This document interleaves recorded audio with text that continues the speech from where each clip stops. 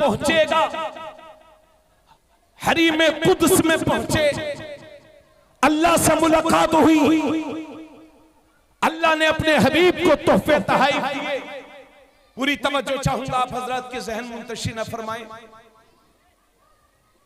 आका करीम सल्लल्लाहु अलैहि वसल्लम फरमाते हैं कि जब मेरी रब से मुलाकात हुई तो अल्लाह ने अपने दस्ते कुदरत मेरी पुश्त पर रखा, सारे उलूम जमीन व आसमान के मेरे सीने में पैबस्त हो गए।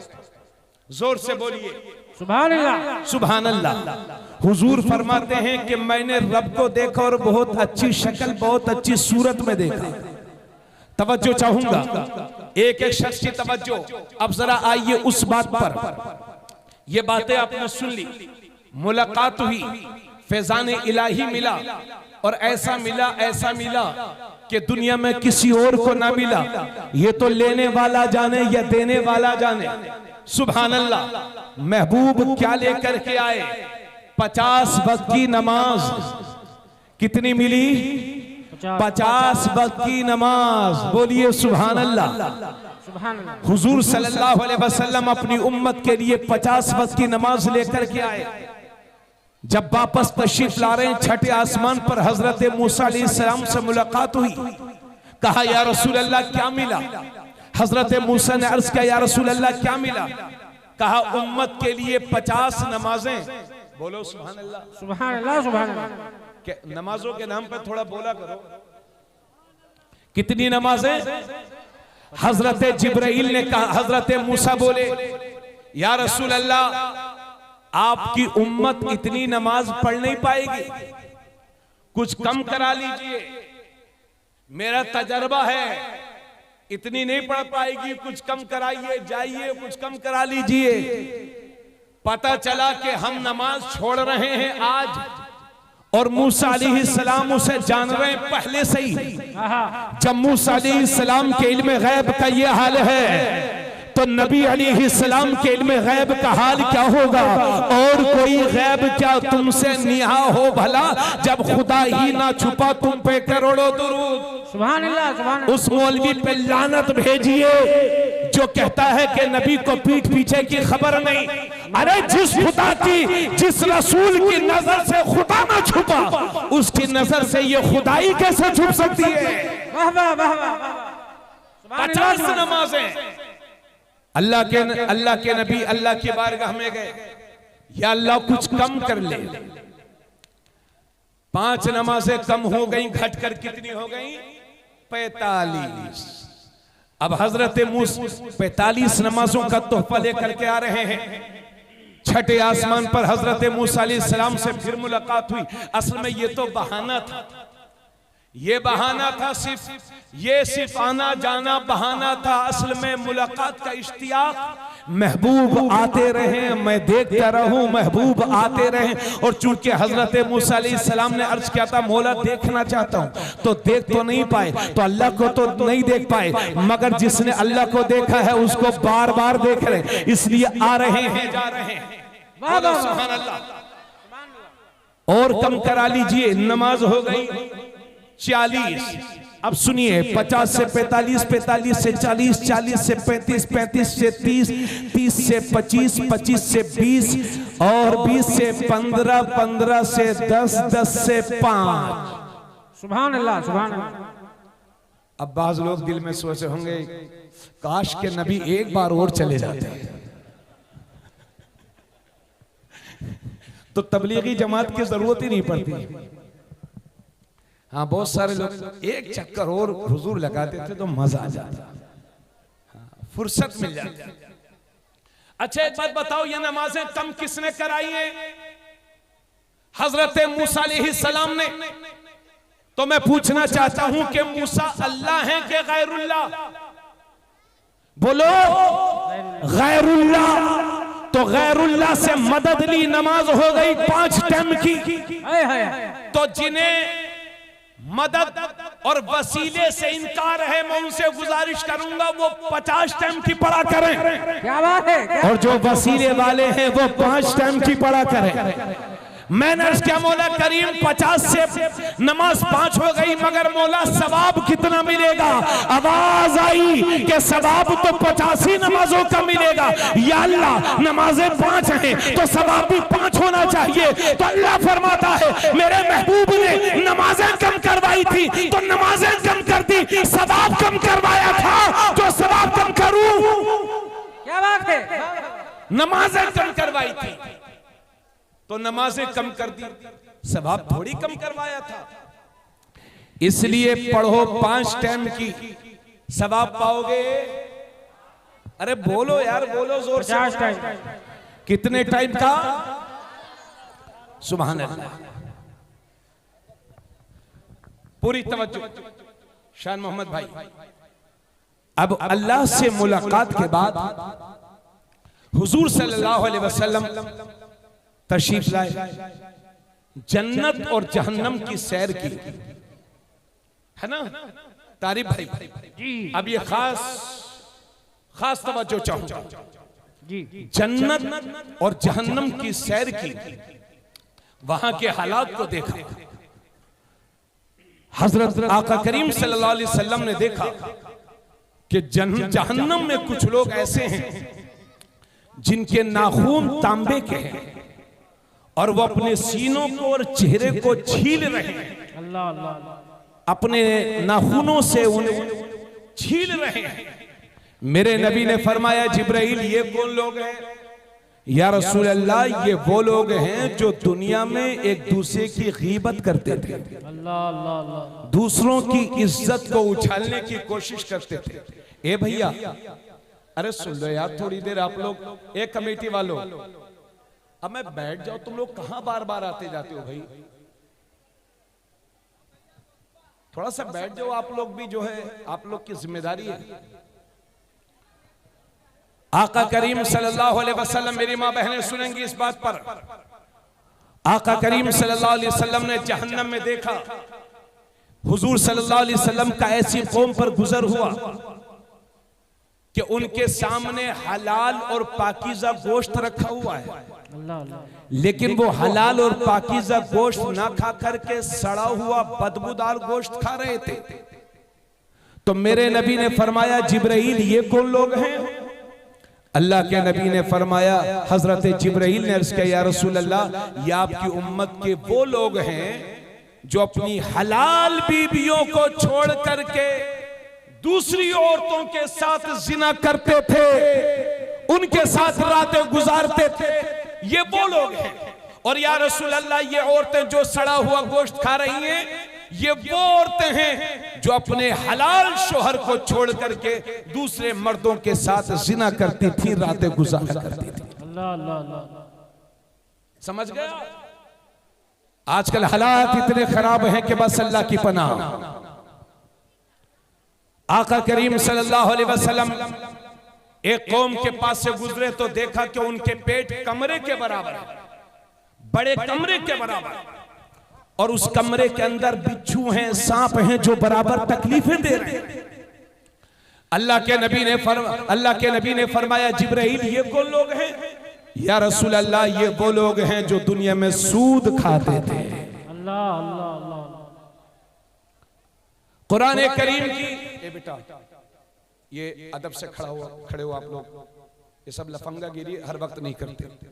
कुछ लोग जलसों में जलसा सुनने नहीं आते, वो सिर्फ गुंडागर्दी लोफरगर्दी करने आते हैं, औरतों के साथ छेड़खानी करने आते हैं। माजरत चाहूंगा लेकिन मैं सही बता रहा हूं, तजर्बा है मेरा इस चीज का। मैं ऐसे लोगों से गुजारिश करूंगा कि जलसे की रूहानियत को खराब करने की कोशिश ना किया करें, और मां बहनों से गुजारिश करूंगा कि पर्दा तुम्हारी शान है, तुम्हारी जीनत है, तुम्हारी पहचान है, इसलिए बुर्के पहन कर आया करो, चादर ओढ़ कर आया करो। अल्लाह ने तुम्हें पर्दे का हुक्म दिया है। तो मेरे नबी हजरत जिब्राइल ने बताया या रसूल अल्लाह ये वो लोग हैं जो सूद खाते थे। आजकल बहुत सारे लोगों का मिजाज हो गया है पैसा हो चाहे जैसा हो, और कुछ लोग तो ऐसे होते हैं जो सूद लेकर के आएंगे, सूद पे पैसा लेकर के आएंगे, और फिर बताएंगे कि हजरत फला आदमी सूद खाता, कि आपको कैसे मालूम? कह रहे मैं खुद लेकर आया हूं। अल्लाह अल्लाह। अरे लाने वाला अगर तू ना होता तो देने वाला किसे देता? इसलिए हदीस शरीफ से साबित है कि मेरे नबी ने सूद लेने वाले पर, सूद देने वाले पर, सूदी दस्तावेज लिखने वाले पर और सूदी गवाहों पर बराबर लानत फरमाई है। और मेरे नबी फरमाते हैं ये सब के सब गुनाहों में बराबर के शरीक हैं। अल्लाह अल्लाह। इसलिए अर्ज करता हूं, चादरें पैर उतनी फैलाओ जितनी चादर है। लोन लेकर के, सूद पर पैसा लेकर के मंगनी करने वालों, शादियों करने वालों, डरो अल्लाह से। आका करीम सल्लल्लाहु अलैहि वसल्लम इरशाद फरमाते हैं, सूद के एक पैसे खाने में 36 बार जिना करने से बड़ा गुनाह है सूद का एक पैसा खाने में। अल्लाह अल्लाह। अल्लाह के नबी सल्लल्लाहु अलैहि वसल्लम फरमाते हैं, सूद के एक पैसा खाने में, ये दूसरी हदीस है, सूद का एक पैसा खाने में ऐसे 70 दर्जे के गुनाह हैं, जिसमें सबसे कम दर्जे का गुनाह यह है कि जैसे आदमी ने अपनी मां के साथ जिना किया हो। अन की रजुलु उम्महु, ये हदीस के अल्फाज हैं, जैसे आदमी ने अपनी मां के साथ जिना किया हो। सूद का एक पैसा खाने में अल्लाह के नबी सल्लल्लाहु अलैहि वसल्लम फरमाते हैं, जिसके पेट में एक लुकमा हराम का पहुंच जाता है, 40 दिन तक उसकी कोई भी इबादत कबूल नहीं होती। इसलिए मैं आपसे गुजारिश करूंगा कि आजकल हम देख रहे हैं कि लोग बड़े प्यार से अपने बच्चों को पालते हैं, लेकिन जब बच्चा जवान हो जाता है तो बाप को लात मार के बाहर निकालता है। क्यों? क्योंकि जिस तरह से हलाल लुक में असर दिखाते हैं, उसी तरह से हराम लुक में असर दिखाते हैं। इसलिए ठकरवा नानकार वालों, मैं आपसे कहना चाहूंगा, हलाल खोरी, हलाल खाने की आदत ये शरीयत के मुताबिक है, यही शरीयत को मतलूब है। इसलिए सूखी रोटी खा लो, मगर अपने बच्चों को हराम न खिलाओ। रोटियां सूखी खा लो, मगर अपने बच्चों को हराम न खिलाओ। मैं आपसे कहना चाहूंगा, ये शानदार जलसे करने से अल्लाह ताला आपको मजीद तरक्की अता फरमाए, मगर मैं साफ सुथरे जुमलों में कहूंगा कि इन सिर्फ जलसों को सुनने से फायदा होने वाला नहीं है, जब तक अमल की तरफ कदम नहीं बढ़ाएंगे। आज हमारी हालत यह है कि न नमाज पूरी याद है, न गुस्ल के फराइज पूरे जानते हैं, न वुजू की सुन्नतों के बारे में जानते हैं, न छोटे बड़े पर शफकत और अदब करना जानते हैं, न बुजुर्गों का एहतराम करना जानते हैं, न नमाजें पूरी याद है, न चेहरे पर दाढ़ियां हैं, और 90% लोग तो वो हैं जो सिर्फ 5 जुमा पढ़ते हैं। मेरे दोस्त, जब हमारी ये हालत रहेगी तो कौन हमारी इज्जत करेगा? क्यों ना हम रुस्वा होंगे? इसलिए मैं आपसे कहना चाहूंगा, आओ इन मसाइल से निजात चाहते हो तो दामन मुस्तफा की पनाह ले लो। यही एक दामन ऐसा है जो तुम्हें निजात बख्शेगा, जिस दामन की पनाह तुम्हें दुनिया में भी कामयाबी देगी, आखिरत में भी कामयाबी देगी। और मेरी कौम के जिम्मेदारों, घबराओ नहीं, फिक्र न करो, हिम्मत न हारो, ये बादल हैं, छट जाएंगे। इस्लाम का उजाला सुबह क़यामत तक जारी रहेगा। मेरी कौम, तू अपना रास्ता सीधा कर ले। अगर रास्ते में पत्थर भी होंगे तो अल्लाह मोम बना देगा, कांटे भी होंगे तो फूल बना देगा। नारे तकबीर, नारे रिसाला, मसलके आला हज़रा, मेराजे मुस्तफा, मजहबे इस्लाम, ख्वाजा का हिंदुस्तान। वाह वाह वाह। बोलिए सुभान अल्लाह। एक साहब, अभी मैं कहीं सफर कर रहा था, तो हमारे जो ड्राइवर साहब थे वो मुझसे कहने लगे कि बताओ, मुसलमान इतनी परेशानी में है और अल्लाह पाक सुन ही नहीं रहा है। मैंने कहा, जनाबे वाला, अपने अमाल तो देखिए, अपने अमाल तो देखिए। माफ करिएगा, अल्लाह से बहुत 100 बार तौबा, लेकिन इसी मजमे में ऐसे ऐसे लोग भी बैठे होंगे जिन्होंने कई महीनों से फजर की नमाज नहीं पढ़ी होगी। जी, दिल काले हो चुके हैं लोगों के। अल्लाह इन कल्ब की स्याही को दूर फरमाए। इसी वजह से मेरे नबी ने एक दिन फरमाया था, ए लोगों, जिस तरह से लोहे को जंग लग जाती है, लोहा मैला हो जाता है, इसी तरह से इन दिलों को भी जंग लग जाती है। ये दिल भी काले हो जाते हैं, ये दिल भी सियाह हो जाते हैं। साहबाई किराम ने अर्ज़ किया, या रसूल अल्लाह, इन दिलों की सफाई कैसे होगी, दिलों की गंदगी कैसे साफ होगी? तो अल्लाह के नबी फरमाते हैं, अगर दिलों की गंदगी साफ करना चाहते हो तो कसरत के साथ मौत को याद किया करो और कुरान करीम की तिलावत किया करो, दिलों की गंदगी दूर हो जाएगी। बोलो सुभान अल्लाह, माशाअल्लाह। और इतना बड़ा मजमा है, हमें कोई टारगेट ना करे, लेकिन लोग कहते हैं कि उलमा को सियासी बातें नहीं करनी चाहिए। जी, मैं भी इसका हामी हूं कि उलमा को सियासी बातें नहीं करना चाहिए, उलमा को वाज़ो नसीहत से काम लेना चाहिए। लेकिन मैं सियासी लोगों को भी मशवरा दूंगा कि जनाबे वाला चाहे जितनी भी तरक्की करना, मगर अपने ईमान का सौदा कभी ना करना। इसलिए कि घर टूट जाएगा दोबारा बन जाएगा, मोबाइल गुम हो जाएगा दोबारा बन जाएगा, लेकिन ईमान जाये हो गया तो कुफ्र की जिंदगी जिल्लत की जिंदगी है। इसलिए आप अपनी जिंदगियों में कोई भी काम ऐसा ना करें कि आपका ईमान खतरे में पड़ जाए। सुने मेरी बात। हाँ, ये सोशल मीडिया का दौर चल रहा है, आजकल लोग रंग बहुत बदल रहे हैं। अल्लाह फरमाता है, सिबगतल्लाह व मन अहसनु मिनल्लाहि सिबगा, ये अल्लाह का रंग है और अल्लाह के रंग से बेहतर किसका रंग है? बोलो सुभान अल्लाह, सुभान अल्लाह। और जोर से बोलिए। ए भैया, अब कहीं मत जाना, ये लोग सब मुझे छोड़ के आपको देखने लगते हैं। आप थोड़ा सुकून से बैठो, अभी हजरत को भी मत लाना, सुकून से तकरीर सुनो, थोड़ी देर और इजाजत है हजरत। आका करीम सल्लल्लाहु अलैहि वसल्लम ऐसी कौम पर गुजरे, फिर तवज्जो चाहूंगा, वापस वहीं चलिए। ऐसी कौम से अल्लाह के नबी का गुजर हुआ कि उनके सरों को पत्थर से कुचला जा रहा है और उसके बाद सर फिर असली हालत में हो जाते हैं, फिर सही सलामत। फिर उनके सरों को पत्थर से कुचला जाता है, फिर सर वैसे हो जाते हैं, बार बार सर अच्छे होते हैं, फिर उनको कुचला जाता है, यानी तकलीफ दी जाती है। मेरे नबी ने फरमाया, जिब्राइल ये कौन लोग हैं? या रसूल अल्लाह, ये आपकी उम्मत के वो लोग हैं जो नमाजें छोड़ा करते थे। तवज्जो चाहूंगा, कुफ्र और इस्लाम के दरमियान सबसे बड़ा फर्क नमाज का है। मुशरिक की पहचान यह है कि वो दर बदर झुकता है और मोमिन की पहचान यह है कि वो सिर्फ खुदा के लिए झुकता है।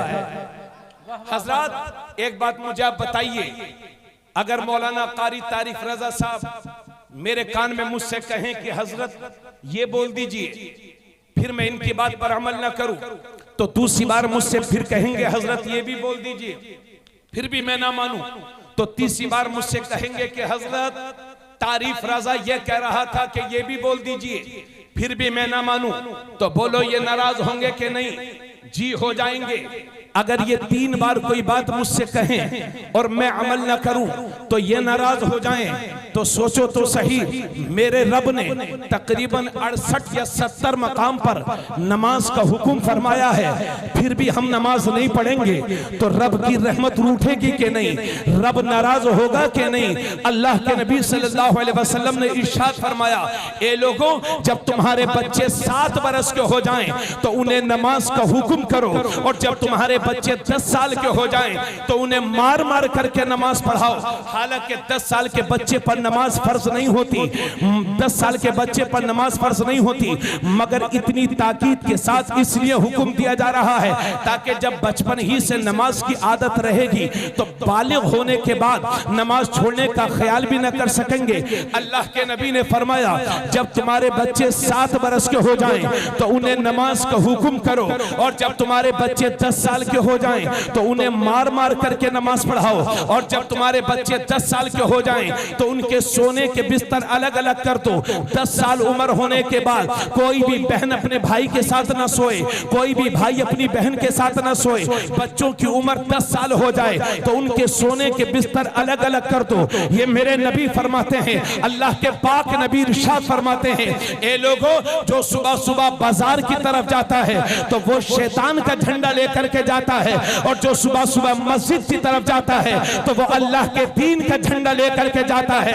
अब तुम्हें यह फैसला करना है कि सुबह उठने के बाद शैतान का झंडा उठाना है या अपने नबी के दीन का झंडा उठाना है। मेरे नबी ने हजरत अली से फरमाया था, ए अली, 3 कामों में कभी देर मत करना। जब नमाज का वक्त हो जाए तो नमाज की अदायगी में देर मत करना, जब जनाजा तैयार हो जाए तो उसकी नमाज जनाजा पढ़ने में देर मत करना, और जब किसी बेवा का विधवा का मुनासिब रिश्ता मिल जाए तो उसका निकाह करने में देर मत करना। ये है मेरे नबी जो फरमा रहे हैं, विधवा का मुनासिब रिश्ता मिल जाए तो उसका निकाह करने में देर मत करना।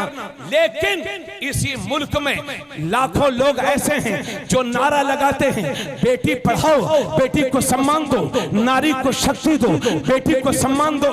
मगर वही लोग, उनमें अक्सर ऐसे लोग हैं कि अगर सुबह सुबह किसी बेवा पर नजर पड़ जाती है तो वो कहते हैं हमारा दिन खराब हो गया, हमारा दिन मनहूस हो गया, आज का दिन खराब हो गया। तो यह है दुनिया वाले के जबान पर कुछ और है और दिल में कुछ और है। लेकिन इस दुनिया की तारीख में एक मेरा नबी ऐसा भी है कि जो जबान पर है वही दिल में है, जो दिल में है वही जबान पर है। 25 साल के कुंवारे हैं मेरे नबी, तो तारीख बताती है कि मक्के की किसी कुंवारी लड़की से नहीं शादी नहीं करते, बल्कि 40 साल की बेवा हजरत खदीजतुल कुबरा को निकाह में लाते हैं, और क़यामत तक के लिए बेटियों की इज्जत में 4 चांद लगा दिया। अभी तकरीबन 1-2 साल पहले मैंने किसी अखबार में पढ़ा था कि भारत का सुप्रीम कोर्ट ये कहता है कि जिस तरह से बाप की जायदाद में उसके बेटों का हक है, इसी तरह से उसकी बेटियों का भी हक है। ये भारत का सुप्रीम कोर्ट कहता है। कुर्बान हो जाओ अपने नबी पर कि भारत का सुप्रीम कोर्ट जो बात आज कह रहा है वही बात 1400 साल पहले मदीने के दारुल हुकूमत से तुम्हारा नबी दुनिया को बता रहा है और फरमा रहा है कि बाप की जायदाद में जिस तरह से उसके बेटों का हक है, इसी तरह से उसकी बेटियों का भी हक है। नारे तकबीर, नारे रिसालत, मसलके आला हज़रत, फरमाने मुस्तफा, पनाहे यतीमा। वाह वाह वाह, सुभान अल्लाह, सुभान अल्लाह, सुभान अल्लाह। बोलिए सुभान अल्लाह। बात मेरी समझ रहे हैं आप? बात समझ रहे हैं आप? सुप्रीम कोर्ट यह कहता है कि बाप की जायदाद में जिस तरह से उसके बेटों का हक है, इसी तरह से उसकी बेटियों का भी हक है। यह बात सुप्रीम कोर्ट आज कह रहा है, लेकिन 1400 साल पहले मेरे नबी ने दुनिया को बता दिया कि बाप की जायदाद में जिस तरह से बेटों का हक है, इसी तरह से उसकी बेटियों का भी हक है। लेकिन देते हो बेटियों का हक आप लोग? कोई होता है जो देता है, चाहे 10 लाख का जहेज दे दो, मगर वो बेटी के हक की अदायगी नहीं होगी। सुन मेरी बहन, सुन, खामोश हो जा और सुन ले मेरी बात को। और ये बेटियां ही हैं जो जानती हैं हमारे बाप की जायदाद में हमारा शरई हक है, उसके बावजूद भी निकाह के बाद अपने बाप के गले से लग करके अपने घरों को रुखसत हो जाती है। वरना आप अपने बेटों से मना करिए कि बेटे तुझे जायदाद में हक नहीं दूंगा, तो कुछ भी मुमकिन है। मैं अखबार पढ़ता रहता हूं, उसमें पता चलता कि बाप बेटे ने बाप की हत्या कर दी। क्यों? कि बाप ने जायदाद में हिस्सा देने से मना कर दिया था। तो ये हैं बेटे और ये हैं बेटियां। इसलिए मैं 100 बातों की एक बात कहना चाहूंगा, ढकरवा वालों, इन जलसों को काम के लिए बनाओ, काम के लिए इस्तेमाल करो। आका करीम सल्लल्लाहु अलैहि वसल्लम फरमाते हैं मन तमस्सक बिसुन्नती इंदा फसाद उम्मती फलहु अज्रु मियति शहीद, कि जिसने मेरी उम्मत के फसाद के वक्त, मेरी उम्मत के बिगाड़ के वक्त मेरी किसी सुन्नत को मजबूती से पकड़ा तो अल्लाह उसे 100 शहीदों का सवाब अता फरमाएगा। सुभान अल्लाह, सुभान अल्लाह, सुभान अल्लाह। आवाज आनी चाहिए। सुभान अल्लाह। कितने शहीदों का सवाब? 100 शहीद। थोड़ा भाई साहब इको थोड़ा सा बंद कर देंगे। 100 शहीदों का सवाब। और दूसरी हदीस में आका फरमाते हैं, जिसने मेरी किसी सुन्नत को जिंदा किया गोया कि उसने मुझे जिंदा किया, और जिसने मुझे जिंदा किया क़यामत के दिन जन्नत में वो मेरे साथ दाखिल होगा। वाह वाह वाह वाह, सुभान अल्लाह। और सुन्नतें तो हुजूर की बहुत हैं, मगर आज के जमाने में एक सबसे मजलूम सुन्नत, हजरत इजाजत चाहूंगा थोड़ी देर सुनिए और थोड़ी देर। सैफ रजा कानपुरी साहब तशरीफ ला चुके हैं, माशाल्लाह बहुत आला क्वालिटी के नातखा हैं, इन्हें आप समाप्त करेंगे। उनके बाद इंशाल्लाह हजरत सैयद साहब किबला की भी तकरीर होगी। आप हजरात मेरी बातों को थोड़ी देर के लिए और समाप्त कर लें। सुन्नतें तो बहुत हैं, मगर सबसे मजलूम सुन्नत है ये दाढ़ी। अगर मजमे में कहूं कि गांव के मदरसे के लिए चंदा दे दो तो 50,000 इकट्ठा हो जाए, और कहूं चेहरे पर दाढ़ी रख लो, हजरत बीवी से पूछ करके बताएगा। और अगर किसी ने दाढ़ी रख भी ली, किसी नौजवान ने, तो उसकी मां कहती है, अरे बेटे अभी तेरी उम्र ही क्या है, अभी तो तेरे अब्बा ने भी नहीं रखी है, तेरी उम्र ही क्या हुई है। और अगर किसी ने दाढ़ी रख ली, रिश्तेदारों को पता चला कि फला आदमी ने दाढ़ी रखी है, अच्छा मुल्ला बनेगा मुल्ला, लगता है किसी मदरसे का घोटाला करेगा। पड़ोसियों को पता चला फला आदमी ने दाढ़ी रखी है, अच्छा लगता है किसी मजार की गद्दी नशीन बनना चाहेगा।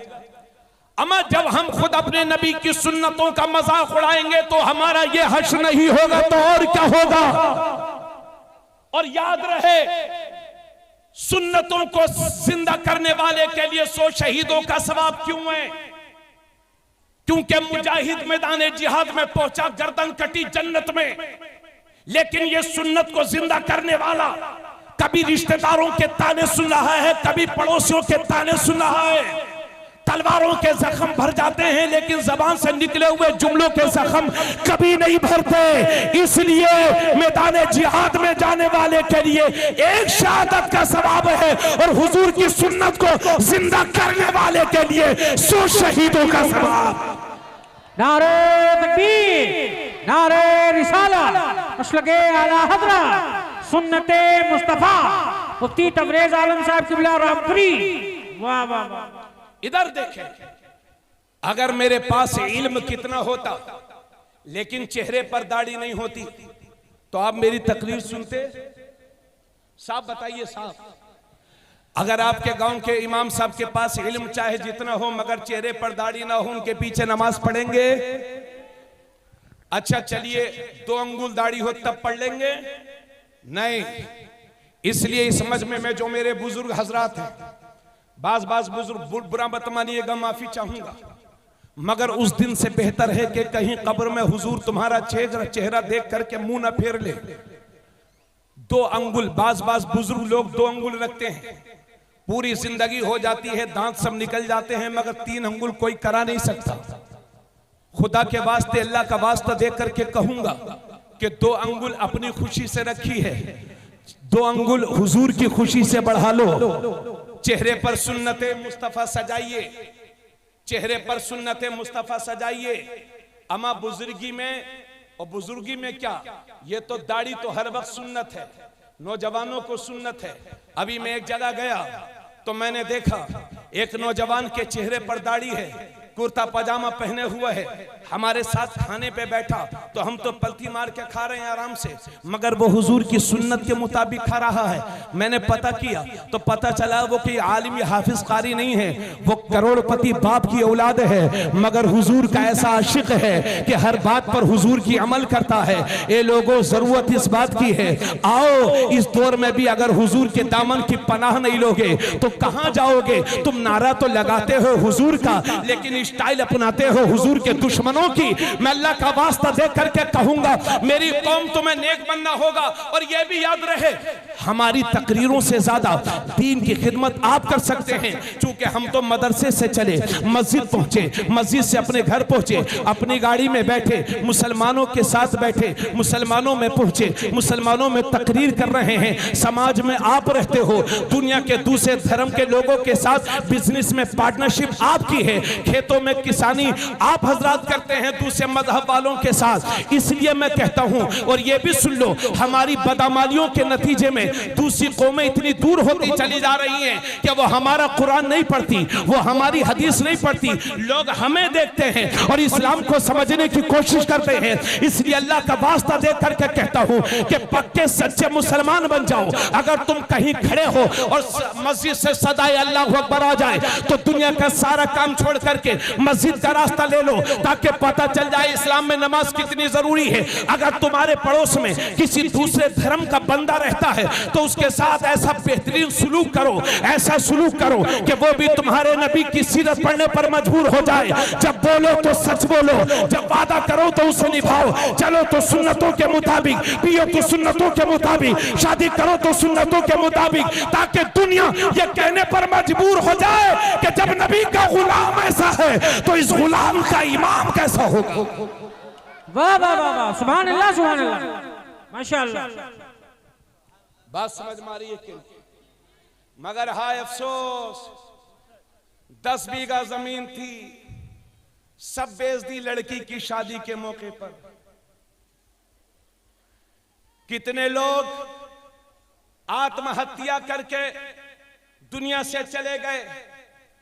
अगर जमीनें बेच बेच करके शादियां होंगी, लोन निकाल निकाल करके शादियां होंगी, तो आने वाला वक्त तुम्हारे लिए और भी डेंजर होगा। क्योंकि जब जमीनें बिक जाएंगी, महंगाई बढ़ जाएगी, तब क्या करोगे? इसलिए रोने धोने से फायदा यह है, अभी वक्त है, देर हुई है, अंधेर नहीं। आओ इन मुश्किल रस्मों से, परेशानियों से निजात चाहते हो तो हुजूर की दामन की पनाह ले लो। मेरे नबी फरमाते हैं सबसे बेहतरीन शादी वो है जो कम से कम खर्च में मुनक़िद हो जाए। सुभान अल्लाह, सुभान अल्लाह। कम से कम बराती लेकर के जाइए। सुने मेरी बात, बराती कम से कम, और जिन हाथों को खुदा के आगे ससुराल के आगे फैलाते हो, काश उन्हीं हाथों को उठा उठा करके रात में अल्लाह के हुजूर फैला दो तो मेरा रब इतना देगा कि तुम्हारी नस्लों से गरीबी का खात्मा हो जाएगा। वाह वाह वाह। अगर आज किसी की 3 बेटियां जवान हैं, मैं मिलता हूं ऐसे लोगों से, मिला हूं ऐसे लोगों से, अगर 3 बेटियां जवान हैं तो रातों में नींद नहीं आ रही है, बेटियों से चेहरा छुपा छुपा करके रो रहा है गरीब बाप। और ये लखीमपुर वालों, सारे हिंदुस्तान के मुसलमान तुम्हारी तरह जमीन जायदाद वाले नहीं हैं, तुम्हारे गरीब भाई भी हैं। इसलिए नज़ीरें कायम करो। और बेटे वालों से दरखास्त करूंगा कि अपने कदमों को आगे बढ़ाओ और मस्जिदों में निकाह करने का आगाज करो। मस्जिद से बेहतर निकाह के लिए कोई और जगह नहीं हो सकती। मैं इस सिलसिले में बहुत सारी तकरीरें कर चुका हूं। अलबत्ता एक बात यहां पर बता दूं, ये कोई किस्सा कहानी की बात नहीं, ये तिरमिज़ी शरीफ की हदीस है। अल्लाह के नबी फरमाते हैं आलिनू हाज़न निकाह वजअलूहु फिल मसाजिद, के निकाह जब भी करो तो ऐलान करके करो और निकाह मस्जिदों में मुनक्किद किया करो। क्योंकि हालांकि मसला यह है कि कोई यहाँ निकाह करवाएगा, यहाँ हो जाएगा, शराइत पा लिए जाए, हवाई जहाज में निकाह हो जाएगा, शराइत पा लिए जाए, 5 लाख का होटल बुक करके वहां भी निकाह हो जाएगा, शराइत पालिए जाए, छप्पर के नीचे निकाह हो जाएगा। लेकिन तुम्हारे नबी की रूह, मेरे नबी की रूह पुकार पुकार कर कह रही है निकाह मस्जिदों में मुनक्किद करो, क्योंकि मस्जिदों में निकाह करना सुन्नत है। हुजूर की इस मुर्दा सुन्नत को जिंदा करने की कोशिश करिए, क्योंकि जब मस्जिद में निकाह होगा तो उसके बहुत सारे फायदे हैं, जिनमें से 3 बड़े बड़े फायदे ये हैं। सबसे बड़ा फायदा ये है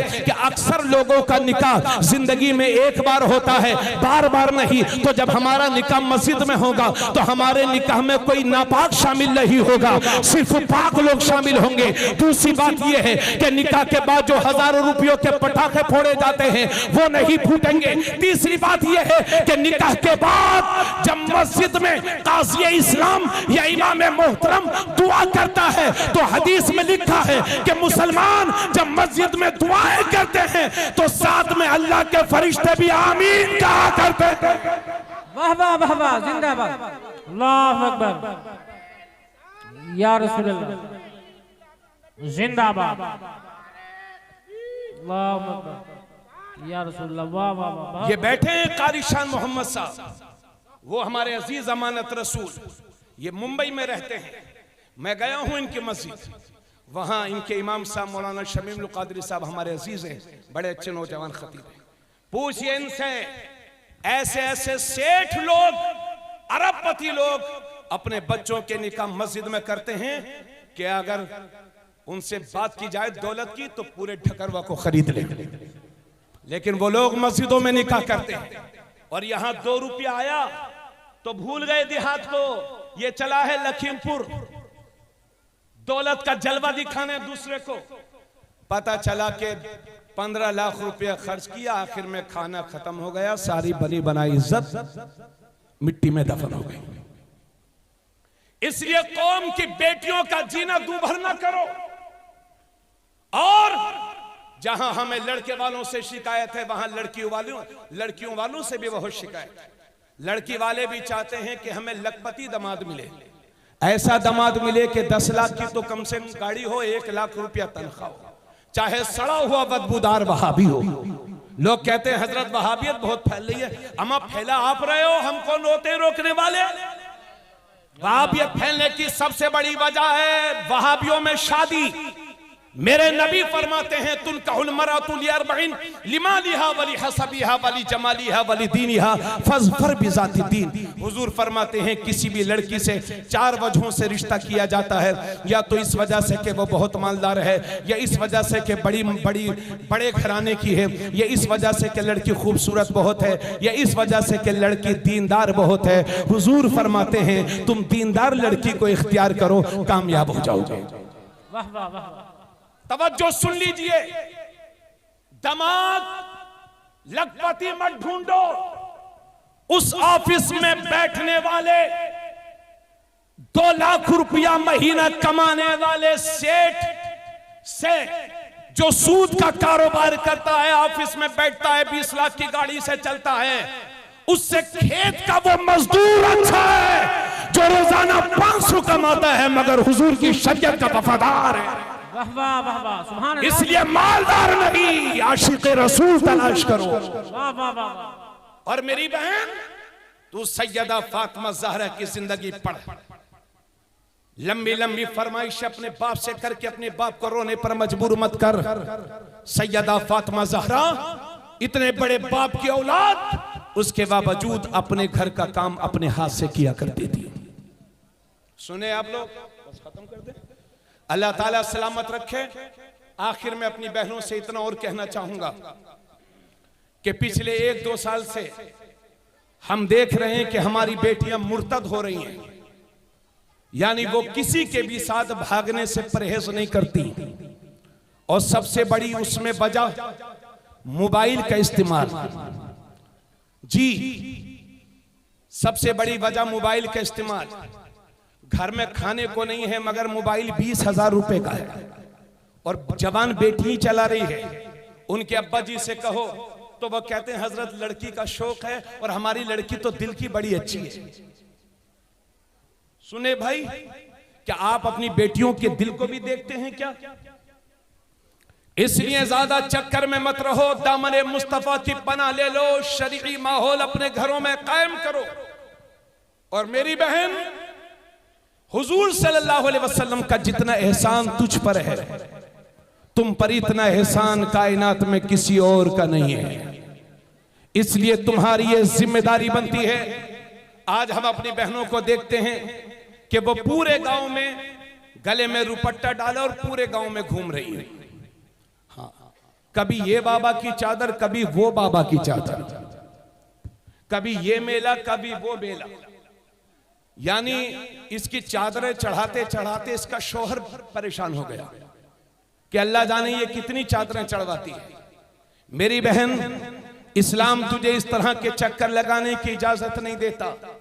सारे वली अपनी अपनी कब्रों में जिंदा हैं। सिर्फ एक मजार ऐसा है कि जहां औरत जा सकती है, और वो है मेरे नबी का मजार। सुभान अल्लाह, सुभान अल्लाह। बाकी किसी मजार पर औरत के लिए जाना जायज नहीं है।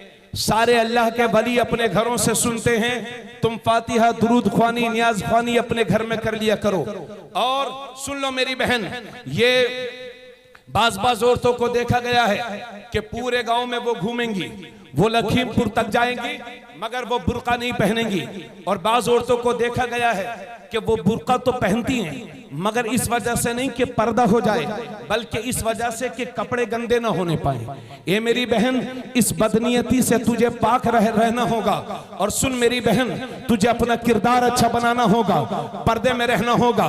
और भाइयों, अल्लाह का वास्ता दे करके कहता हूं कि अपने घरों पर कंट्रोल कर लो, वरना आने वाले हालात और भी डेंजर हो सकते हैं। और सुन मेरी बहन, 100 बातों की एक बात कह रहा हूं, तुम उस फातिमा की कनीज हो कि जब वो पुलसिरात से गुजरेंगी तो बातिने अर्श से निदा आएगी, महशर वालों अपनी गर्दनों को झुका लो, इसलिए कि 70,000 हूरों के झुरमुट में सैयदा फातिमा ज़हरा का गुजर होने वाला है। मेरी बहन, तेरी आइडियल वो फातिमा है, वो फातिमा है कि जब उनके विसाल का वक्त करीब आया तो हजरत फातिमा ने कहा था, ए लोगों, मेरे जनाजे को दिन में ना उठाना, रात में उठाना।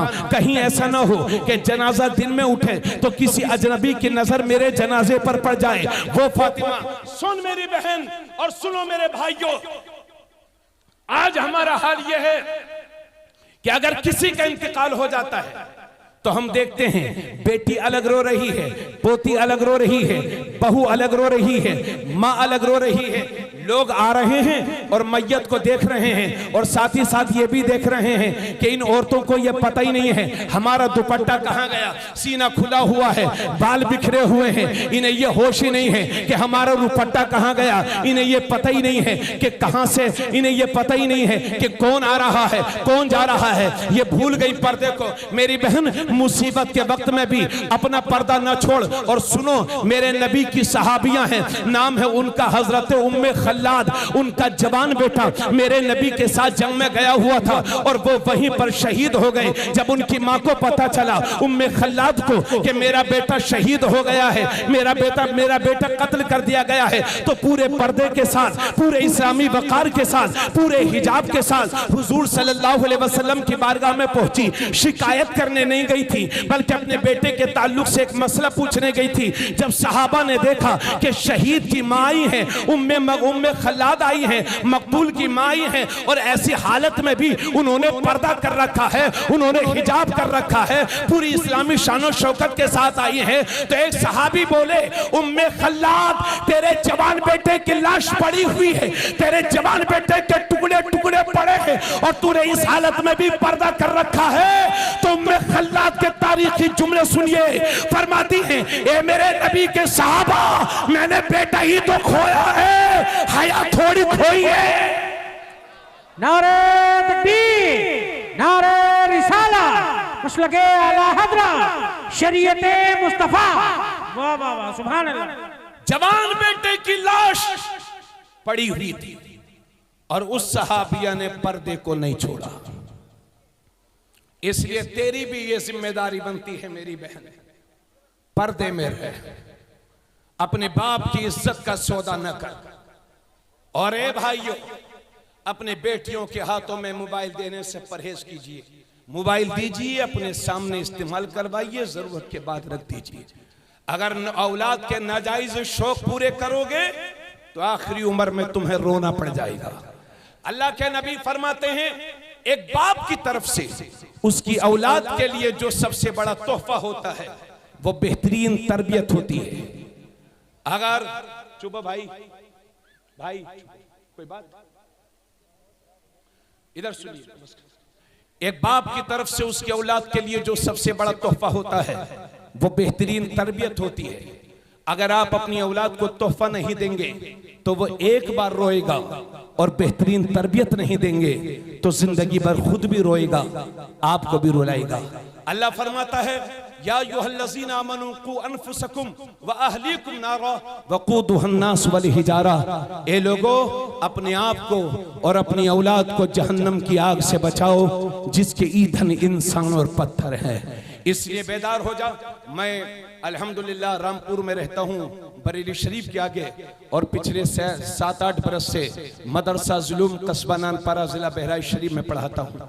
मैं कभी नानपारा वापस होता हूँ, कभी रात के 4 बजे, कभी 5 बजे, सुबह के वक्त कभी 6 बजे। जब मैं वापस होता हूँ तो मैं क्या देखता हूँ कि दूसरी कौमों के नौजवान सुबह वर्जिश कर रहे हैं, वो दौड़ लगा रहे हैं, वो वर्जिश कर रहे हैं। अगर उनसे पूछा जाए ये मेहनत क्यों कर रहे हो, ये वर्जिश क्यों कर रहे हो, तो वो कहते हैं हजरत हमें आर्मी में जाना है, हमें फौज में जाना है। तो ये दूसरी कौमों के बच्चे हैं जो सुबह अपने मिशन की तरफ जा रहे हैं, और ये मेरी कौम का नौजवान है जो रात के 2 बजे सोता है, सुबह के 10 बजे उठता है। न अल्लाह का खौफ है, न हुजूर से शर्म, न माँ बाप का कहना मान रहा है, न इमाम साहब का कहना मान रहा है। मेरी नौजवान नस्ल, तू ही हमारी उम्मीद है, तुझी से हमारी उम्मीदें वाबस्ता हैं। जिस कौम का कोई मिशन होता है वो सुबह के 9 बजे तक नहीं सोती। याद रहे, बेदार हो जाओ। अगर इसी तरह से गफलत की चादर ओढ़कर सोते रहे तो दुनिया हमेशा के लिए तुम्हें फना कर देगी,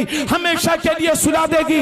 इसलिए बेदार हो जाओ, हिम्मत से काम लो। और याद रहे, 100 बातों की एक बात, शादी जरूरत के मुताबिक, शादी कम खर्च में करो, जरूरत के मुताबिक घर बनाओ, और अपनी हैसियत से बढ़ करके अपने बच्चों को पढ़ाओ और लिखाओ। इसलिए कि आने वाला वक्त जिहालत का वक्त नहीं है, आने वाला वक्त इल्म का वक्त है।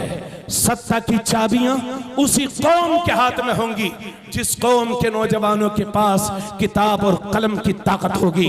इसलिए बेदार हो जाओ। सूखी रोटी खा लो मगर अपने बच्चों को जाहिल न रहने दो। फटे कपड़े पहन लो मगर अपनी बेटी को बेपर्दा न रहने दो। सूखी रोटियां खा लो मगर अपने बच्चों को हलाल लुक़्मे हराम लुक़्मे ना खिलाओ। परवरिश बेहतरीन करो, पढ़ाओ। लेकिन यह भी याद रहे कि दुनिया की सारी यूनिवर्सिटीज, दुनिया के सारे कॉलेजेस, दुनिया के सारे स्कूल ये डिग्री होल्डर बनाते हैं और कुरान बेहतरीन इंसान बनाता है। इसलिए सब कुछ पढ़ाइए मगर कुरान जरूर पढ़ाइए। मेरे साथ सब मिलके बोले, सब कुछ पढ़ाइए मगर कुरान। क्योंकि स्कूल कॉलेज ये डिग्री होल्डर बनाते हैं और कुरान बेहतरीन इंसान बनाता है। क्या नाम है? ढक्कर व नान करना जी। यहाँ के कब्रिस्तान में जो मरहुमीन है, अल्लाह सलामत रखे। आप लोगों को यह पता नहीं होगा कि 50 साल पहले इस गांव में कौन कौन लोग रहते थे। जब वो लोग बोलते थे तो 4 आदमी उनकी बातें सुना करते थे। आज जब वो कब्र में पहुंच गए हैं तो उनके पोते को भी ये पता नहीं है कि मेरे दादा की कब्र कहां है। इसलिए कोई हमेशा के लिए नहीं आया है इस दुनिया में। धोखे में मत रहना। अभी 2 साल पहले एक डॉक्टर के बारे में पढ़ा गया कि वो 39 साल का नौजवान डॉक्टर था, हार्ट का सर्जन, दिल का ऑपरेशन करने वाला। 1000 से ज्यादा उसने ऑपरेशन किए थे। लेकिन जब उसे मौत आई 39 साल की उम्र में अचानक से हार्ट पड़ा और वो दुनिया से चला गया। अभी कल आपने गूगल पर खबर पड़ी होगी, एक साहब इलाहाबाद से अपने मजहबी रसूम अंजाम देकर वापस हो रहे थे। लखनऊ आगरा एक्सप्रेसवे पर अचानक से उनकी कार अनकंट्रोल हुई और वकील और उनकी बीवी 34 साल की और एक बेटा 4 साल का और एक बेटी 12 साल की, ये कल की खबर है, आनन फानन चारों के चार मौत की आगोश में चले गए, एक्सीडेंट हो गए। तो ये मत समझिएगा कि हम हमेशा दुनिया में हमेशा के लिए आए हैं। आला हजरत फरमाते हैं कि तलवारों के 1000 वार से जितनी तकलीफ होती है, मौत के एक झटके से उससे भी ज्यादा तकलीफ होती है। आला हजरत फरमाते हैं, उलमा फरमाते हैं कि हम मरने वाले के मुंह में चम्मच से पानी डालते हैं, लेकिन इतनी प्यास लगती है उसे मौत के वक्त कि अगर 7 समंदर का पानी उसके गले में डाल दिया जाए तो उसकी प्यास बुझने वाली नहीं है। आला हजरत फरमाते हैं कि मरने वाले को फरिश्ते पकड़े रहते हैं, अगर ये फरिश्ते दबोचे न रहें तो मरने वाला पूरे घर में कूदा कूदा फिरेगा। इसलिए मेरे भाई, मौत और जिंदगी अल्लाह के दस्ते पाक में है। अगर वो चाहे तो 200 साल तक जिंदा रखे और वो चाहे तो अभी हमारी सांसें खत्म हो जाएं। इसलिए इस फानी दुनिया के चक्कर में आकर के अपनी आखिरत बर्बाद मत करो। तुम इबादत के लिए भेजे गए हो, मिशन के लिए भेजे गए हो, अपने मिशन की तरफ काम करो, झूठ ना बोलो, सच बोलो। गैर मुस्लिमों का जो एतमाद हमसे खत्म हुआ है, खुदारा उसको बहाल करने की कोशिश करो। जैसा इस्लाम तुम्हें चलाना चाहता है वैसे चल जाओ। फिर मैं वादा करता हूं इंशाअल्लाह तूफान आएंगे, खत्म हो जाएंगे, आंधियां उठेंगी, खत्म हो जाएंगी, मोहम्मद का चिराग क़यामत तक जलता रहेगा। तुम अपना रास्ता सीधा कर लो। अगर रास्ते में पत्थर भी होंगे तो अल्लाह मोम बना देगा, कांटे भी होंगे तो फूल बना देगा। आज भी हो इब्राहिम सा ईमान पैदा आग कर सकती है, अंदाजे गुलिस्ता पैदा की मोहम्मद से वफा तूने तो हम तेरे हैं। ये जहां चीज है क्या लोहो कलम तेरे हैं। फानूस बन के जिसकी हिफाजत हवा करे वो शम्मा तब बुझे जिसे रोशन खुदा करे। नूरे खुदा है कुफ्र की हरकत पे खंदसन, फूकों से ये चिराग बुझाया न जाएगा। वमा अलैना इल्लल बलाग। अस्सलामु अलैकुम व रहमतुल्लाहि व बरकातुहू। कारी मोहम्मद तारीफ रजा साहब, अल्लाह ताला उनकी उम्र में बरकतें अता फरमाए। बड़ी जद्दोजहद करते हैं, कोशिश करते हैं, अल्लाह ने बड़ी कामयाबी और इज्जत अता फरमाई है। हमारे अजीज हजरत हाफिज कारी शान मोहम्मद साहब कादरी और इनके तमाम रुफ़क़ा, मुहिब्बीन, मुताल्लिक़ीन और जलसे के मुआविनीन, वो सब के सब काबिल मुबारकबाद है। अल्लाह रब्बुल इज्जत हम सभी की हाजिरी को शरफ कबूलियत से माला माल फरमाए। अल्लाह रब्बुल इज्जत कुरान करीम अल्लाह रब्बुल इज्जत कुरान करीम फुरकान हमीद में इरशाद फरमाता है, सुब्हानल्लज़ी अस्रा बिअब्दिही लैलम मिनल मस्जिदिल हराम इलल मस्जिदिल अक़सा। पाक है वो जात जो अपने बंदे को रातों रात ले गया मस्जिद हराम से मस्जिद अक़सा तक। अल्लज़ी बारकना हौलहू लिनुरियहू मिन आयातिना, वो मस्जिद अक़सा कि जिसके आसपास हमने बरकतें रखी। लिनुरियहू मिन आयातिना, कि हम अपने महबूब को अपने वाज़ेह निशानियां दिखाएं। इन्नहु हुवस समीउल बसीर, बेशक अल्लाह सुनता है, देखता है। हज़रात, जलसे का मौजू है मेराजुन नबी। उसी हवाले से मैंने 15वें पारे की पहली आयत करीमा पढ़ी। उसका नाम है सूरे बनी इसराइल और उसका नाम सूरे इसरा भी है। अल्लाह फरमाता है, पाक है वो ज़ात जो रातों रात ले गया, है ना। पाक है वो ज़ात जो रातों, ये इसलिए अल्लाह फरमा रहा है कि ले जाने वाला खुदा की ज़ात है, इसलिए किसी को शक नहीं होना चाहिए। क्या बात है, क्या बात है, वाह वाह। पाक है वो ज़ात जो अपने बंदे को ले गया, और अपना बंदा इसलिए फरमाया चूंकि जब हजरत ईसा अलैहिस्सलाम को जिंदा उठा लिया गया तो ईसाइयों ने उनको खुदा समझ लिया। इसलिए अल्लाह ने फरमाया, मैं मेराज तो करा रहा हूं मगर ये खुदा नहीं, मेरा बंदा ही है। तवज्जो चाहूंगा। क्या बात। मस्जिद हराम, मस्जिद हराम किसे कहते हैं? वही बैतुल्लाह शरीफ, हरम मक्का जहां काबा शरीफ है, वहां से मस्जिद अक्सा तक। ये मस्जिद अक्सा कहां है? ये फिलिस्तीन की सरजमीन पर है, फिलिस्तीन की सरजमीन पर। अच्छा गुलाम गजाली जा रहे हैं आप? हाँ ठीक है बाबू, खाना खा लीजिए। माशाल्लाह हमारे बड़े अजीज हैं, अजीजम गुलाम गौस सल्लमहू, बहुत अच्छा पढ़ते हैं। अल्लाह इनकी उम्र में भी बरकत अता फरमाए। आमीन।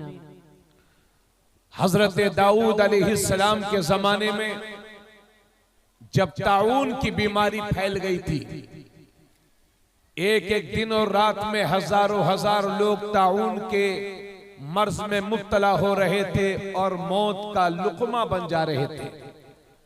हजरत दाऊद अलैहिस्सलाम ने अपनी कौम के लिए दुआ की, अल्लाह मेरी कौम को ताउन से निजात बख्श दे और मेरी कौम को इस बीमारी से निजात अता फरमा। अल्लाह रब्बुल इज्जत ने हजरत दाऊद अलैहिस्सलाम की कौम को ताउन जैसी मुहलिक मर्ज से निजात बख्शी। तो हजरत दाऊद अलैहिस्सलाम ने अपनी कौम से कहा कि मेरी कौम, तुम्हें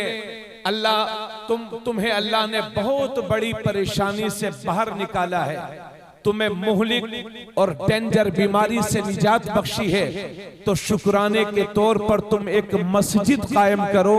तो हजरत दाऊद अलैहिस्सलाम की कौम ने ताउन मर्ज से निजात पाने के शुक्र में जो मस्जिद कायम की थी, उसी को मस्जिद अक्सा कहते हैं, बैतुल मुक़द्दस कहते हैं, सुभान अल्लाह, सुभान अल्लाह, जो फिलिस्तीन की सरजमीन पर है। सुभान अल्लाह।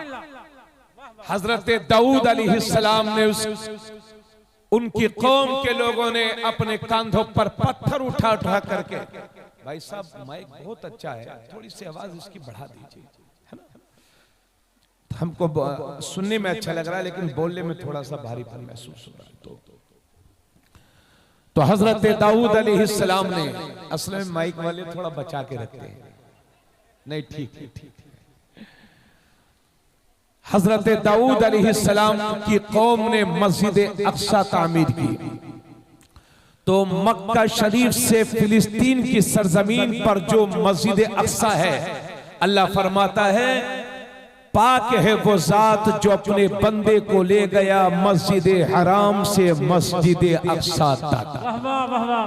रात ही रात, कोई लंबी चौड़े वक्त की जरूरत नहीं पड़ी, रात के अदना से हिस्से में हजरात तो, और उसके बाद हुजूर सल्लल्लाहु अलैहि वसल्लम मस्जिद अक्सा में पहुंचे, वहां नबियों की इमामत फरमाई, और उसके बाद वहां से मस्जिद अक्सा से सातों आसमानों के भी पार, जहां सिदरतुल मुंतहा पर पहुंच करके हजरत जिब्रील ने जवाब दे दिया, तब मेरे नबी वहां गए जहां दुनिया में आज तक कोई नहीं जा पाया है और नहीं जा पाएगा। क्या बात है, तवज्जो चाहूंगा, बड़ी संजीदगी के साथ जो बात होती है वो बड़ी अच्छी होती है। तो हरम शरीफ से मस्जिद अक्सा के सफर को इसरा कहते हैं, अरबी में इसको इसरा कहते हैं, और मस्जिद अक्सा से अल्लाह से मुलाकात तक के सफर को मिराज कहते हैं, और दोनों को मिलाकर के इसरा व मिराज भी कहा जाता है। हजरत गिरामी हमारे उलमाए किराम फरमाते हैं कि चूंकि मस्जिद हराम से मस्जिद अक्सा तक का जो अल्लाह के नबी का सफर था, ये कुरान से साबित है, तो अगर कोई हुजूर के मस्जिद हरम से मस्जिद अक्सा तक के अगर कोई सफर का इनकार करेगा, वो मुसलमान नहीं रह जाएगा, वो काफिर हो जाएगा। और मस्जिद अक्सा से लेकर के सातों आसमानों के पार अल्लाह से जो मुलाकात की मंजिलें हैं, ये हदीस एक हदीस नहीं बल्कि हदीस की कई किताबों से साबित है, कई मुअतमद हदीसों से ये सफर साबित है। अगर इस सफर का कोई इनकार करेगा तो वो गुमराह कहलाएगा। समझ गए? तो हुजूर सल्लल्लाहु अलैहि वसल्लम के मौजज़ात तो बहुत हैं। उलमा बयान फरमाते हैं तकरीबन 1200 मौजज़े जिन्हें उलमाए किराम ने लिखा है इहाते तहरीर में लाए हैं। और अक्सर तो मौजज़े हुजूर के वो हैं कि न कोई शुमार कर पाया न लिख पाया। क्या बात है। मगर उसी में से एक मौजज़ा है, उसी में से एक मौजज़ा है मेराज रसूल। अब जरा पूरी तवज्जो कर लीजिए तो मैं एक बात कह दूं, हिंदुस्तान में तकरीबन 25 से 30 करोड़ मुसलमान रहते हैं और यहां पर जितने मुसलमान हैं, मैं आपसे कहना चाहता हूं, आप सब अल्लाह को मानते हैं कि नहीं? बेशक। बोलिए,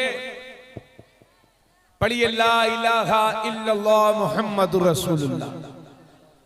सब अल्लाह को मानने वाले हैं, लेकिन ईमानदारी से बताइए कि आप में से किसी ने अल्लाह को देखा है?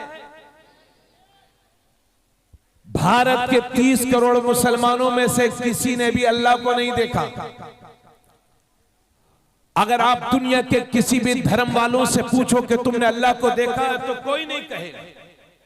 अब चलिए मैं छोटे मोटे इंसानों से क्या पूछूं? मैंने आलम तसव्वुर में हजरत आदम अलैहिस्सलाम से अर्ज किया, हुजूर आप दुनिया के पहले इंसान हैं, पहले नबी हैं, पहले पैगंबर हैं, हुजूर अल्लाह है? तवज्जो चाहूंगा। मैंने उनसे अर्ज किया, हुजूर अल्लाह है? बोले हाँ है। मैंने कहा सरकार आपको कैसे मालूम कि अल्लाह है? क्या आपने देखा है? बोले नहीं नहीं, मैंने देखा नहीं है, मैंने सिर्फ सुना है। अल्लाह अल्लाह। मैंने उनके बेटे हजरत शीस अलैहिस्सलाम से कहा, हुजूर अल्लाह है? बोले हाँ है। मैंने कहा हुजूर आपको कैसे मालूम? बोले बस मैंने देखा है, मैंने सुना है। मैंने हजरत मूसा अलैहिस्सलाम से अर्ज किया, हुजूर आपका लक़ब है कलीमुल्लाह, आपने अल्लाह से बात की है, तो क्या हुजूर अल्लाह है? बोले हाँ है। तो मैंने अर्ज किया, हुजूर कैसे मालूम आपको कि अल्लाह है? बोले मैंने देखा है, मैंने सुना है। तो मैंने उसका हुजूर आपने देखा नहीं? बोले नहीं नहीं, मैंने देखने की एक दिन दरखास्त दी थी, अर्ज किया था मौला मैं तुझे देखना चाहता हूँ। अल्लाह ने फरमाया लन तरानी मूसा, तुम मुझे हरगिज नहीं देख सकते। मैंने मुर्दों को जिंदा करने वाले हजरत ईसा मसीह से पूछा कि अल्लाह है? बोले हाँ है। मैंने उसका सरकार आपको कैसे मालूम? बोले बस मैंने सुना है। मैंने हजरत यूसुफ से पूछा, जवाब मिला अल्लाह है, मैंने सुना है।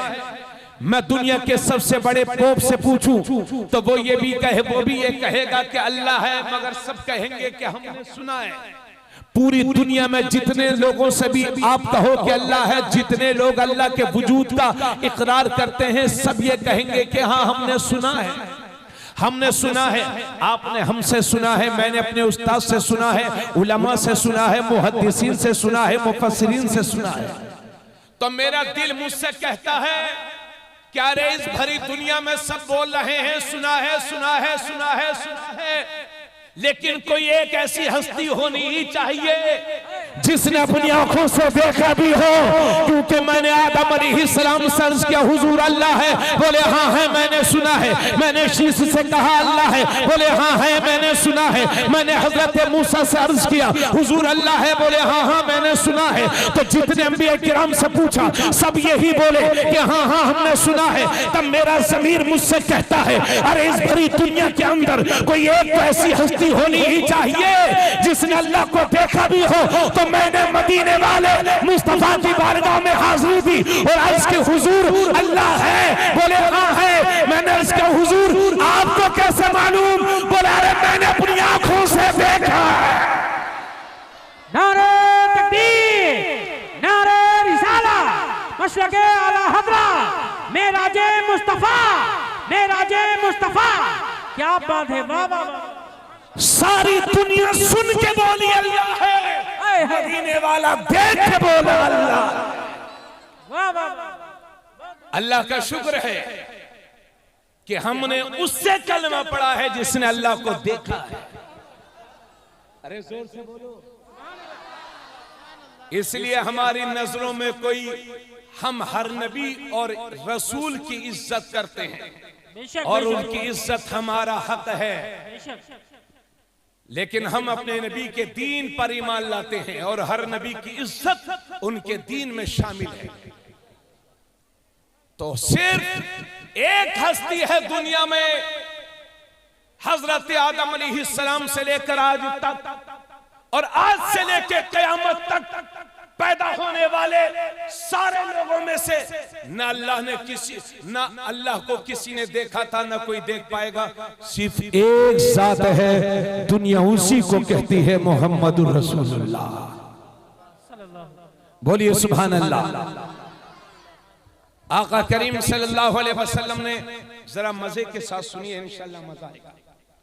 40 साल की उम्र में ऐलान नबुव्वत किया और 52 साल की उम्र में 51 साल 5 महीने के थे अल्लाह के नबी।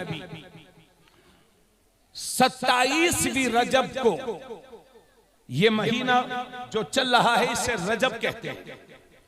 4 महीने ऐसे हैं जिन्हें अशहर हुरुम कहा जाता है, वो रजबुल मुरज्जब और ज़िक़ायदा, ज़िलहिज्जा और मुहर्रम, ये 4 महीने ऐसे हैं। अल्लाह के नबी इस महीने में दुआ करते थे, अल्लाह रजब में और शाबान में हमारे लिए बरकत अता फरमा और हमको खैरियत के साथ रमजान शरीफ तक पहुंचा दे। तो ये हमारे नबी की दुआ होती थी। मगर ये लोग क्या कर रहे हैं, अल्लाह रजब तो अच्छे से गुजर ही रहा है, शाबान भी अच्छे से गुजर जाएगा, मौला करीम रमजान शरीफ बड़ा मुश्किल होता है बाज लोगों के लिए रोजा रखना। अच्छे खासे तंदुरुस्त एक साहब मुझे मिले, तकरीबन 50 बरस 60 बरस के होंगे, तो गुटखा वगैरह खा रहे थे। मैंने कहा भाई साहब आपने रोजा नहीं रखा? बोले हजरत मुझे डॉक्टर ने मना किया है रोजा रखने के लिए, है ना हजरत, मुझे ये दिक्कत है, फला दिक्कत है। तो डॉक्टर ये कहता है कि रोजा तुम्हारी सेहत के लिए नुकसानदेह है, मगर मैं ऐसे शख्स को डॉक्टर नहीं मानता। मैंने बड़े बड़े डॉक्टर्स और अतिब्बा की तहकीकें पढ़ी हैं, वो ये कहते हैं कि रोजा इंसानी सेहत के लिए बेहतरीन इबादत है और मुसलमान अपनी किस्मत पे नाज कर, रोजा सिर्फ हमारी कौम को मिला है, बाकी दुनिया की दूसरी कौमें तरस रही हैं कि काश रोजे जैसा सिस्टम हमारे मजहब में भी होता। इसी वजह से अल्लाह के नबी फरमाते हैं हज करो मालदार हो जाओगे, रोजा रखो शिफायाब हो जाओगे। नारे तकबीर, नारे रिसालत, मसलके आला हज़रत, फरमाने मुस्तफा, तोहफे मुस्तफा। बोलिए सुभान अल्लाह।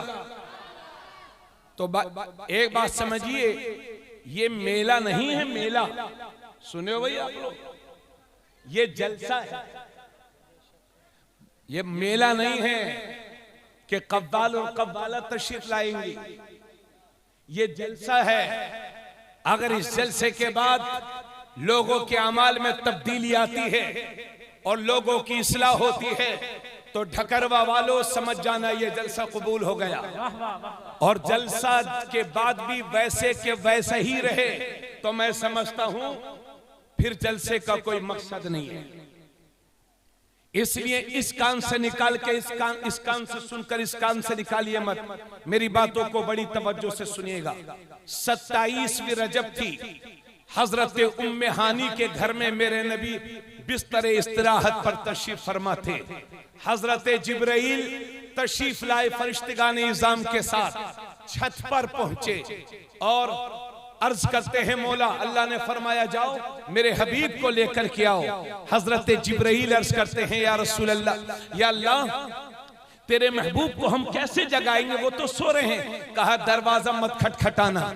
छत खुली, छत फटी, हजरत जिब्राइल तशरीफ ले आए, खड़े हुए हैं। मौला करीम कैसे उठाऊं तेरे महबूब को? अल्लाह ने फरमाया महबूब के कदमों को बोसा दे दे, मेरा महबूब खुद उठा। हजरत जिब्राइल ने अपने नूरानी लब हुजूर के कदमों पे लगाए। तो आधे पजामे वालों अकीदों को ठीक करो, वहां जिब्राइल भी अदब कर रहे हैं, इसलिए बेअदब मत बनो, है ना। हाँ, अपने बच्चों को उस तरीके पर चलाओ कि कम से कम हमारे मरने के बाद 40वें की फातिहा कर सके, वरना मर गया मरदूद न फातिहा न दरूद। साफ सुथरी बात। तो हजरत जिब्राइल अपने नूरानी लब लगाते हैं, आका करीम सल्लल्लाहु अलैहि वसल्लम बेदार हुए, और वो तो हमेशा बेदार रहते थे। हुजूर खुद फरमाते हैं मेरी आंखें सोती हैं, मेरा दिल नहीं सोता। हजरत जिब्राइल अर्ज करते हैं या रसूल अल्लाह, खुदा आपकी मुलाकात का मुश्ताक है, या रसूल अल्लाह आपसे आपका रब मुलाकात करना चाहता है। आका करीम सल्लल्लाहु अलैहि वसल्लम को हरम शरीफ में लाया गया, हतीम में। अल्लाह के नबी तशरीफ लेट गए वहां पर, नीम ख्वाबी थी, यानी आधी नींद में थे, ऊँग रहे थे।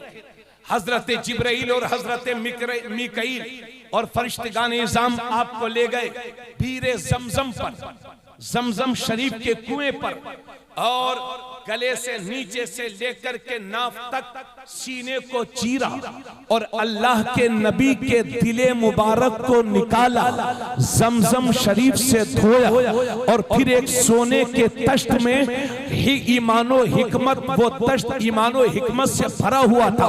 अल्लाह के नबी के सीने में ईमानो हिकमत से उस दिल को भर दिया, और उसके बाद फिर वैसे ही सिल दिया। फिर एक बुराक, क्या है बुराक? ये एक जानवर है, सफेद जानवर था, जो खच्चर से बड़ा, खच्चर से छोटा और गधे से बड़ा था। रफ्तार इतनी कि जहां तक निगाह पहुंचती एक कदम में वहां पहुंच जाती, ऐसी रफ्तार। हजरत जिब्राइल आका करीम सल्लल्लाहु अलैहि वसल्लम उस बुराक पर सवार हुए। अब ये मुबारक सवारी चल रही है मस्जिद अक्सा की तरफ, बोल दिया जाए सुभान अल्लाह। एक जगह आई, अल्लाह के नबी सल्लल्लाहु अलैहि वसल्लम से हजरत जिब्राइल ने फरमाया आका उतरिए, यहां पर नमाज पढ़ लीजिए। आका करीम सल्लल्लाहु अलैहि वसल्लम ने वहां नमाज पढ़ी। मैं हजरत आराम आराम से बयान कर रहा हूं, आप लोगों को मेरी बातें समझ में आ रही है ना? इंशाल्लाह घबराइए मत, मैं थोड़ा सा मेराज बयान करके इंशाल्लाह उसके जो मकसद है वो आपके सामने बयान करूंगा।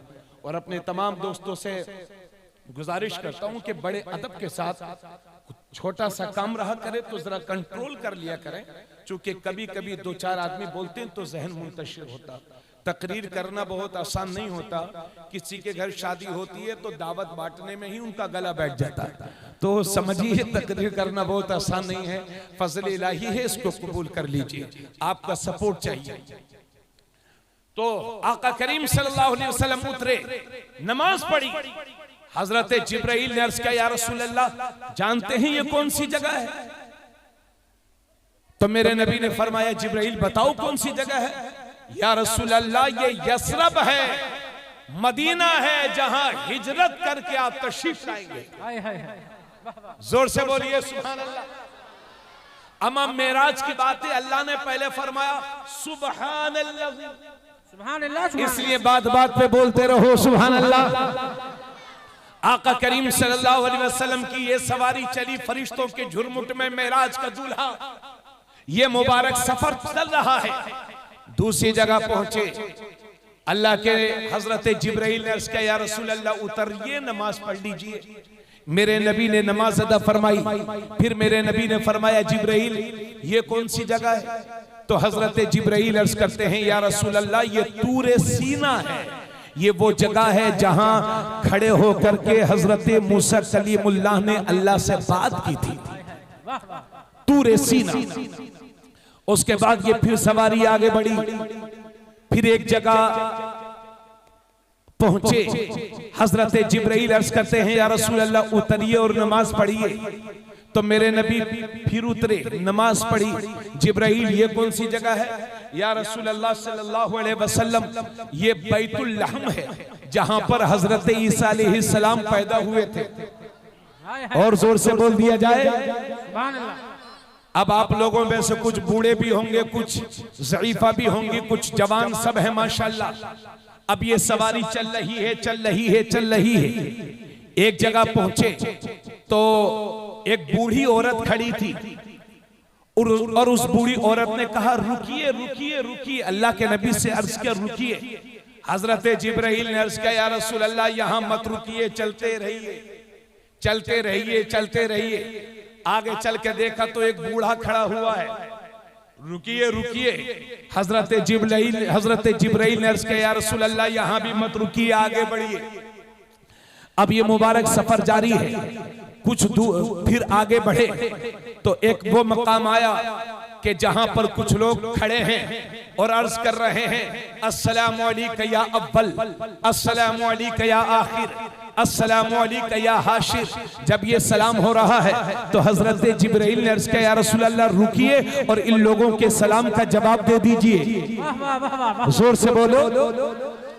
अब वो बूढ़ी औरत कि जिसने हुजूर को रुकने की दरखास्त की थी मगर हजरत जिब्राइल ने रुकने ना दिया, बाद में हजरत जिब्राइल ने बताया कि या रसूल अल्लाह ये बूढ़ी औरत जो थी ये दुनिया है, दुनिया जिसकी जितनी इसकी जिंदगी बाकी रह गई है इतनी दुनिया की जिंदगी बाकी रह गई। और या रसूल अल्लाह वो जो बूढ़ा मिला था आपको अपनी तरफ बुला रहा था, वो शैतान था जो आपको अपनी तरफ खींच रहा था।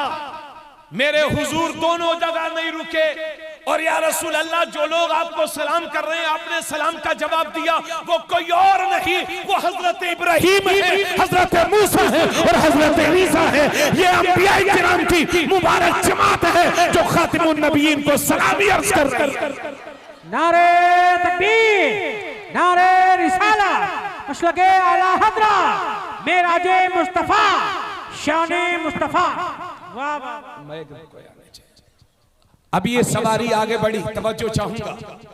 मस्जिद अक्सा में है मेरे नबी, हजरत जिब्राइल ने अजान कही, हजरत आदम अलैहिस्सलाम से लेकर के मेरे नबी तक जितने अंबिया किराम थे वहां सबके सब तशरीफ फरमा थे। और जब ये हरम शरीफ से मस्जिद अक्सा तक जो सफर हो रहा था, नबी फरमाते हैं कि मैंने हजरत मूसा अलैहिस्सलाम को देखा। पूरी तवज्जो के साथ हटा दीजिए।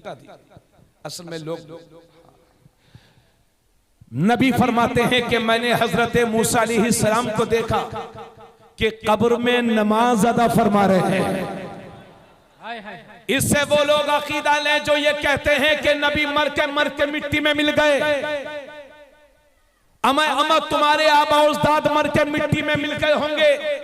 मेरे नबी तो फरमाते हैं इन्नल्लाह हर्रमा अलल अर्दी अन ताकुल अजसादल अंबिया फनबियुल्लाहि हय्युन युरज़क।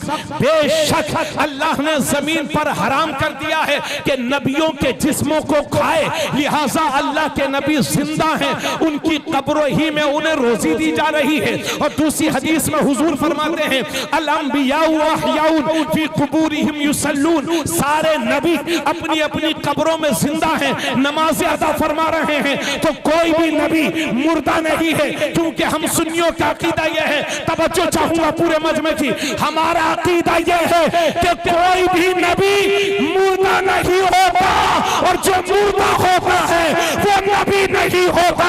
इसको कोई समझ पाए या ना समझ पाए मगर बरेली के इमाम समझ गए, इसलिए वो अर्ज करते हैं तू जिंदा है वल्लाह, तू जिंदा है वल्लाह, मेरे चश्मे आलम से छुप जाने वाले।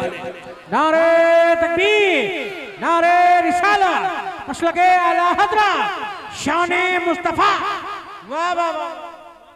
हजरत आदम से लेकर के हजरत ईसा अलैहिस्सलाम तक सारे अंबिया मस्जिद अक्सा में खड़े हुए हैं। इधर देखिए मजा आएगा। हजरत जिब्राइल ने अजान दी और हजरत जिब्राइल ने बाद में मेरे नबी का हाथ पकड़ा और कहा हुजूर नमाज आप पढ़ाइए, यही मैं चाहता हूं, यही अल्लाह चाहता है और यही सारे अंबिया चाहते हैं। सारे नबियों की जमात के इमाम मेरे नबी के साथ है। तवज्जो है ना। नमाज पढ़ाई, मस्जिद अक्सा से फिर बुराक पर बैठे, पहले आसमान पर पहुंचे। ये मुबारक सफर चल रहा है मेराज शरीफ का। अच्छा लग रहा कि नहीं? अरे जिसको अच्छा नहीं लग रहा तो फिर वो पहले कलमा शरीफ पढ़ ले, बाद में अच्छा लगेगा। तारिक भाई, ये मुबारक सफर जारी है। पहले आसमान पर पहुंचे, दरवाजा खटखटाया, कहा कौन? कहा जिब्राइल। कहा आपके साथ कोई और है? कहा हां, मोहम्मद सल्लल्लाहु अलैहि वसल्लम है। कहा क्या इन्हें बुलाया गया है? कहा हां इन्हें बुलाया गया है। दरवाजा खुला, मेरे नबी पहले आसमान में दाखिल हुए। नबी फरमाते हैं जब मैं दाखिल हुआ तो मैंने क्या देखा कि हजरत आदम अलैहिस्सलाम खड़े हुए हैं। पहले आसमान पर हजरत आदम अलैहिस्सलाम फरमाते हैं आ जाओ बेटा आ जाओ, तुम्हारा आना अच्छा हो, मुबारक हो। मरहबन मरहबन लि इब्नि स्वालिह व नबी स्वालिह, ए नेक नबी और नेक बेटे तुम्हारी आमद मुबारक हो। अब मेरे नबी फरमाते हैं कि हजरत आदम दाईं तरफ कुछ लोग खड़े हुए हैं और कुछ लोग हजरत आदम की बाईं तरफ हैं। अब हजरत आदम दाहिनी तरफ वालों को देखते हैं तो खुश हो जाते हैं, बाईं तरफ वालों को देखते हैं तो रोने लगते हैं। मेरे नबी ने फरमाया जिब्राइल क्या मामला है? कहा हुजूर ये हजरत आदम अलैहिस्सलाम की औलाद है, ये दाहिनी तरफ वाले जन्नती हैं, बाईं तरफ वाले जहन्नमी हैं। जब आदम अलैहिस्सलाम अपने जन्नती बेटों को देखते हैं तो खुश होते हैं और जहन्नमी औलाद को देखते हैं तो रोने लगते हैं। तो हजरत पहले आसमान सवारी पहुंची।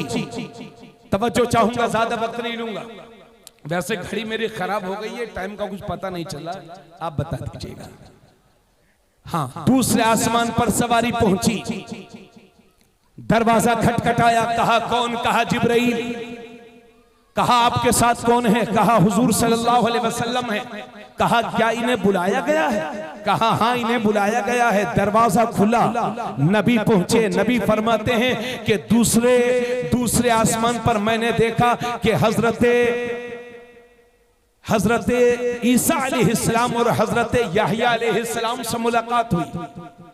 कहा भाई तुम्हारा आना मुबारक हो।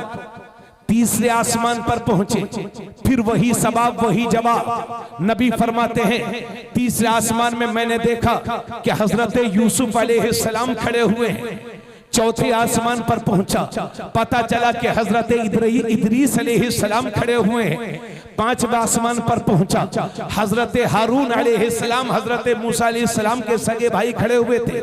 छठे आसमान पर पहुंचा, हजरत जिब्राइल दरवाजा खटखटाते हैं, अंदर से आवाज आती है कौन? जवाब मिलता है जिब्राइल। कहा तुम्हारे साथ कोई और भी है? कहा हाँ हुजूर सल्लल्लाहु अलैहि वसल्लम है।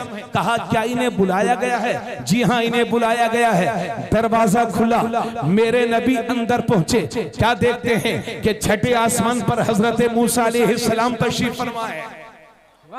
हमें जोर से बोलो सुभान अल्लाह। छठे आसमान पर हजरत जिब्राइल अलैहिस्सलाम हजरत मूसा अलैहिस्सलाम। सवारी सातवें आसमान पर पहुंची और जब सातवें आसमान पर सवारी पहुंची तो हजरत इब्राहिम अलैहिस्सलाम खड़े हुए। बोलो सुभान अल्लाह। और सातों आसमानों के ऊपर है बैतुल मामूर। जिस तरह से इंसानों का किबला काबा है, इसी तरह से फरिश्तों का किबला बैतुल मामूर है, जो काबा शरीफ की सीध में सातों आसमानों के ऊपर है। अब फरिश्ते अर्ज करते हैं या रसूल अल्लाह, फरिश्ते अर्ज करते हैं परवरदिगार अपने महबूब से कह दीजिए कि हमें भी नमाज पढ़ा दें। क्या बात? अब मेरे नबी फरिश्तों की इमामत कर रहे हैं। सुभान अल्लाह। ये काफिला रवा है, सिदरत जारी है, सिदरा पर पहुंचे। अब हजरत जिब्राइल ने जवाब दे दिया या रसूल अल्लाह एक कदम भी बढ़ूंगा तो तजल्ली इलाही से मेरे पर जल जाएंगे। या रसूल अल्लाह अब मुझे आगे मत ले जाइए। ये हजरत जिब्राइल अर्ज करते हैं तो मेरे नबी फरमाते हैं जिब्राइल चलो ठीक है नहीं जाते, मगर ये कोई ख्वाहिश हो तो बता दो। तो हजरत जिब्राइल अर्ज करते हैं या रसूल अल्लाह मेरी ख्वाहिश ये है कि पुल सिरात से जब आपके नेक गुलाम नेक उम्मती गुजरे तो या रसूल अल्लाह मेरी ख्वाहिश ये है कि उन नेकों के कदमों के नीचे अल्लाह मुझे पर बिछाने का मौका दे दे। और बोलो सुभान अल्लाह।